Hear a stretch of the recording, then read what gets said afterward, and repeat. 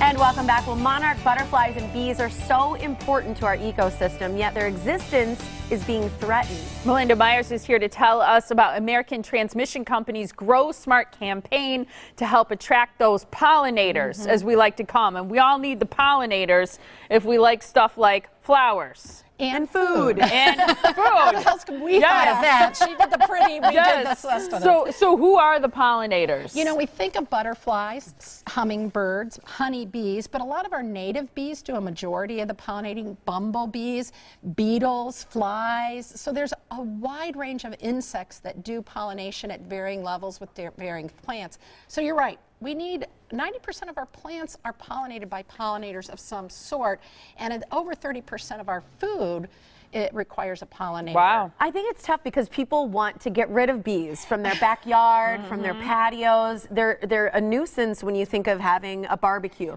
But the problem is that's a problem for our environment. Right, and the ones that are really the nuisance are the German yellow jackets, who are not native here. Not saying going out and killing them, but the honeybees are pretty docile. And the only time you get stung by honeybees and bumblebees and our native mason bees are usually when we trap them or we annoy them. I have a lot of plants that attract bees, and I'm out there weeding, and I don't get stung. I just move slowly, and I try to make sure I don't trap them. Or swat. Or swat them, right, because then they're afraid and they're going to attack you first. So there's a true monarch and bee crisis exactly. right now, right? And some that has to do with pesticides as well as parasites, right? Exactly. And part of it is we've destroyed a lot of the habitat.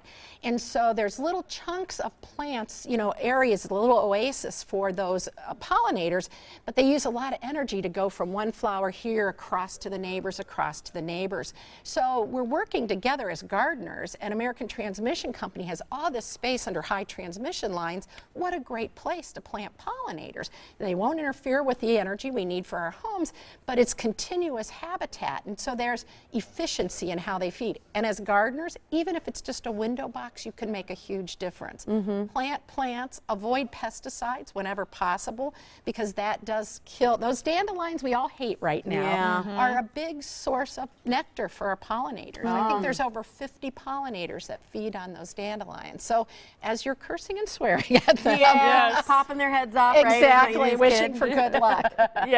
So what are some native plants that do attract monarch butterflies and the bees that we can plant that also are so great for the ground? You bet. The really tall one over your head is Baptisia, or false blue indigo. Yes. Oh, it's pretty too. An early season bloomer, has black seed pods that are attractive. The bees love it and good for our early pollinators. In front of that, the orange and yellow is our native columbine, good for sun and part shade. Those spurs are filled with nectar, so butterflies and hummingbirds, you'll find hummingbirds nectaring on that plant. And the other thing pollinators do is they add that element of motion and color to our landscape, so they're fun for us to watch. Now, when we put perennials in, we need to give them room to grow, and a lot of times that little perennial, you're thinking, oh, it's never going to fill in. So we pop in some annuals that I think look like perennials. So the little plant in front of you, right? This one? Right, yes. Okay. That's Agastache or Agastachy, and that's excellent for butterflies and hummingbirds. And it's going to produce those coral flowers, and so it'll fill in between the perennials while the perennials are growing. What does a warming stone do for butterflies and pollinators? You bet. Just a flat stone is all you need, or a stepper. And if you watch, butterflies find flowers that are single or a stone, they spread their wings and warm, because insects are cold-blooded, so to speak, so they warm in the sun. So you're providing a place for them to warm, but a good photo op. So that's not a special rock, it's just a rock? Just a flat rock. It gets heated by the sun. And this is for bees, right? Right. Little bee house? Exactly. Mason bees, one of our native bees. It's a big pollinator. And what's fun is kids can watch this, and adults.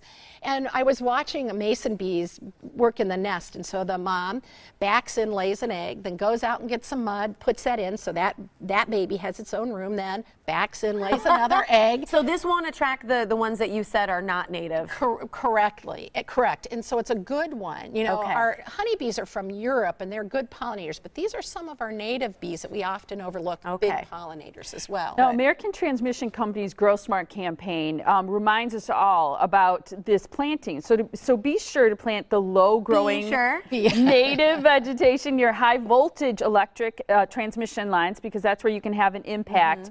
Trees, shrubs, and transmission lines can be an unsafe combination, so you got to be careful careful about that. Growing low, though, keeps the power flowing, and there are a lot of advantages to following their planting guide. So anyone can go to ATC's website. It's atc-growsmart.com to get a list of all the low-growing plants that are great options for you that will do very well in our area, that are sort of natural to us, native to us, to attract the birds, the butterflies, and other beneficial pollinators that we describe to your garden. So make sure you go to that website to get the planting guide. And then American Transmission Company is sponsoring this party for the planet that we mentioned at the Milwaukee County Zoo. That's May 14th and 15th this weekend. There are a lot of great activities going on there from 10 till noon. You can join Melinda to plant a butterfly garden too. She's going to help you revitalize your garden.